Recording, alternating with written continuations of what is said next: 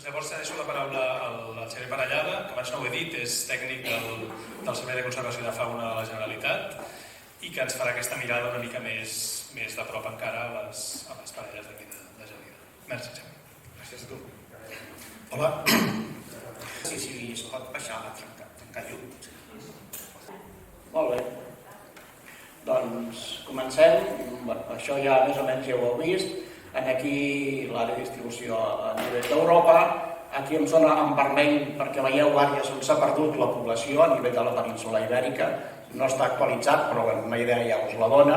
L'estatus global que tenia a nivell d'Europa i la tendència a Catalunya, que destaquem primers dels 90 va començar a caure la població en base a la població estimada, que quan es va protegir l'any 73 considerem que estava entre 85 i 90 parelles i que va caure fins a 64-65 i després cap al 2000 va començar a estabilitzar-se, a recuperar-se i ara estem al voltant de les 90, ai, de les 80, perdó.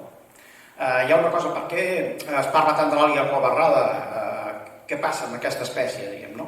Els rapinyaires sabeu que tots que estaven en una situació bastant crítica, se'ls perseguia i tot, es pagava en els anys 50 i 60 per la seva mort, llavors es van protegir i algunes van començar a recuperar-se. Aquí és una cosa molt orientativa, però bueno, per fer-se una idea, us podeu... Aquí veiem, per exemple, amb espècies molt amenaçades, la població que teníem a Catalunya als anys 70, entre 70 i 90, de 5-6 parelles, han passat a 46, veieu tots els números en blanc efectius que han augmentat. A l'Ofrany de 25-30 a 80 parelles, al Botó, això és una bestiesa, de 44, de fet, si comencem amb els primers dels anys 70, encara menys, igual hi havia una vintena, i ara ja ens anem cap als 2000 aviat, no? L'àliga daurada, una espècie que en aquell moment era més escassa que la cobarrada, ara actualment ha duplicat la població. És una cosa que podria haver fet la cobarrada, però no, la cobarrada el que ha fet és que ha disminuït. Va caure, com dèiem, aquesta 64 i ara està augmentant, però encara la tenim per sota de la població que tenia quan la màxima coneguda des que es va protegir. A nivell d'altres espècies, a nivell de la península, hi ha casos també espectaculars, el de l'àliga imperial, de 38 a 500 parelles, el botó negre també de 200 a més de 2.000, etc. Que l'àliga cobarada realment per això, perquè té aquesta situació diferent a les altres espècies, és per la que se li dedica tant esforç perquè l'estàvem perdent. Perquè està amenaçada, i ho he explicat a l'Antoni, tots els factors de degradació del territori, estem en una àrea, la seva distribució agafa la zona més humanitzada de Catalunya, un dels països més humanitzats de la Mediterrània, i dintre de la zona mediterrània de Catalunya, la seva major part de població està a prop del litoral, a la regió més mediterrània, amb el nucli de l'Empordà i després el del Prepirineu. I llavors hi ha molts factors de mortalitat, a part de la destrucció de l'hàbitat, la mortalitat que també s'ha explicat. D'altra banda, com dèiem, és una espècie de paraigües, gràcies a ella s'ha conservat molt territori. Penseu que l'any 2006 es va fer l'ampliació de xarxa Natura i gràcies a una denúncia de la Unió Europea contra l'estat espanyol per manca d'espais protegits per aquesta espècie, es va ampliar la superfície d'espais per aquesta espècie concretament. I llavors tenim que el 45% dels espais de xarxa Natura intervé la cobarrada, la superfície que tenim protegida i el percentatge, una miqueta de territori on viuen també moltes altres espècies. Evidentment, el fet aquest de fer de paraigua és que totes aquestes àrees que s'han protegit, hi ha, a part de cobarrades, hi ha moltes altres espècies que tenen aquí una àrea ben conservada i que també és per nosaltres la garantia de conservació d'un territori. Vull dir que hem d'estar agraïts a aquest estatus de l'àliga negatiu que ha fet que es protegissin molts espais. I aquí ara no veig molt bé el color, en pantalla la veia més bé, era l'ampliació aquí de la xarxa Natura que es va fer a la zona de Gelida per preservar la parella, aquesta i altres parelles d'àliga cobarrada. En aquesta regió, aquí teniu les parelles que hi ha actualment, en verd, el carrer, aquí estem en una població, en aquest mateix àmbit, tenim 3 milions i mig de persones a repartir entre 16 àligues. Evidentment, són molt poquetes, estan molt pressionades, hi ha nius a 10 quilòmetres del contínuum urbà de Barcelona, pobles de 40-80.000 habitants fregant els seus territoris. De fet, hi ha territoris que inclouen a dintre nuclis urbans, evidentment no hi van a caçar, però sí que els han de travessar per un lloc o altre, urbanitzacions, etc. D'altra banda, s'ha de dir que aquest territori, que es va abandonar l'any 2014 per totes aquestes pressions, de fet aquí gràcies al radioseguiment es va saber que havien marxat els individus a llocs diferents, a territoris, no es van morir, un van a un territori, l'altre van a un altre, van abandonar el territori per un excés de pressió que no els deixava criar i el van avorrir. Doncs ara s'ha recolonitzat aquest territori, tot i que no crien al mateix lloc. Això més o menys ja heu vist també el tema de la mortalitat, aquests pics també que comentava el Toni, irregulars. Aquí seria un ideal, seria tenir una mortalitat de l'entorn del 5% anual amb la població adulta, i ja veieu que en pocs anys està bé. Les causes de la mortalitat aquí a Gelida són accidents amb línies elèctriques, són els que coneixem, tant electrocucions com col·lisions. Llavors s'estan fent ja correccions i senyalitzacions de tots els punts que s'han electrocutat, i també en base a un dels estudis de la universitat, suports dels que són potencialment més perillosos, sense que s'hagi detectat la mort directament, que tenen un elevat risc de que morin.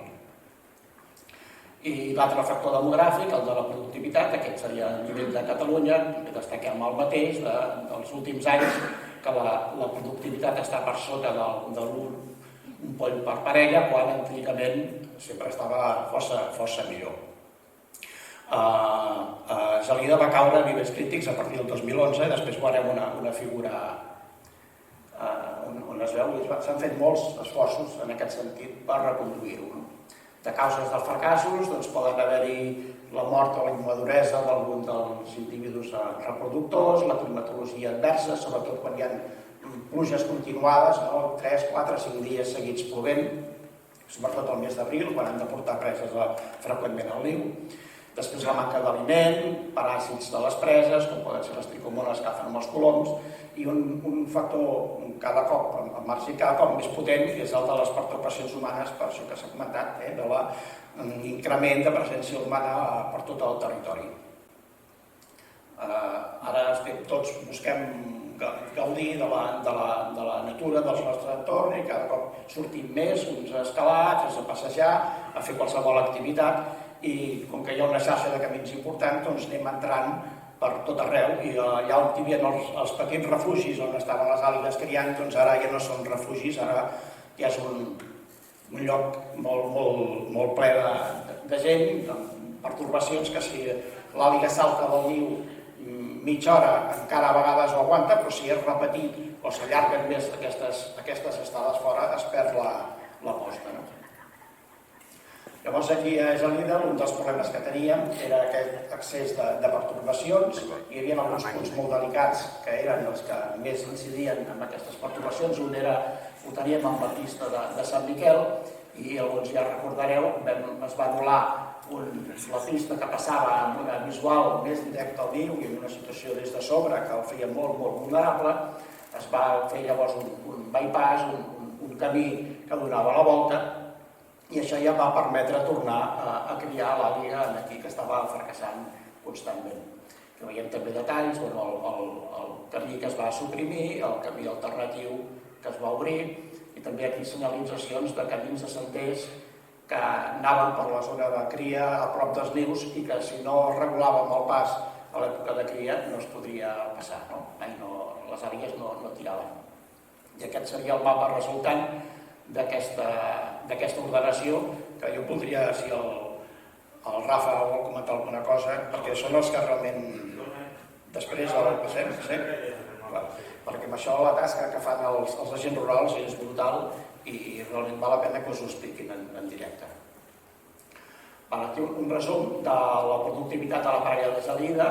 després de 33 anys de seguiment i de custòdia en el sentit d'estar sobre de la parella i intentar resoldre els problemes que van apareixent, doncs entre el 84 i el 2010 tenim 27 polls per 21 anys, una productivitat força bona, però veieu el 2015-2018, que és aquest període, que van haver-hi fracassos constants, que és quan vam haver de fer aquest esforç extrem per ordenar i regular i reduir aquesta pressió. Llavors, gràcies a això, a partir del 2019 ha començat a criar, tot i que encara hi ha fallos, i fins i tot aquest any em sembla que hi ha 2 polls en aquest moment en el niu, esperem que tirin endavant, encara no ho sabem. I si tira endavant, doncs amb aquests grupets, només són 4 anys, però la tendència veiem que és força positiva. Penseu que si no fem un esforç de conservar, de que criï la parella, al final abandonarà, com va passar aquell altre cas que us hem explicat. Per tant, a part de resoldre la mortalitat adulta, sobretot el tema de les reproduccions, també en masses treballem molt per buscar sistemes de rampes que puguin sortir les que entren, que no s'ofeguen perquè no poden sortir, i ha de ser també sistemes que siguin compatibles amb l'ús pels helicòpters de prevenció d'incendis o d'extinció, perquè podria haver-hi un accident, i llavors hem estat buscant sistemes que siguin compatibles amb aquesta seguretat. I anar reduint tots els factors de mortalitat, conservar l'hàbitat, sobretot, i després assegurar un bon estat una bona productivitat, un bon èxit reproductor. Dels que hem aconseguit fins ara, aquí era un exemple. Abans el Toni ha passat una figura que era per províncies, aquí seria per comunitats autònomes, i com veieu destaca Catalunya com una de les zones amb una recuperació més ferma. A part també hi ha les Illes Balears, però evidentment és perquè aquí s'ha fet un projecte de reintroducció, ha passat de 0 a una població ja al voltant d'unes 8 parelles. I entrem en el projecte de l'Agroparc. Us faig aquí 5 cèntims. Aquesta és una de les imatges del projecte, molt bucòlica,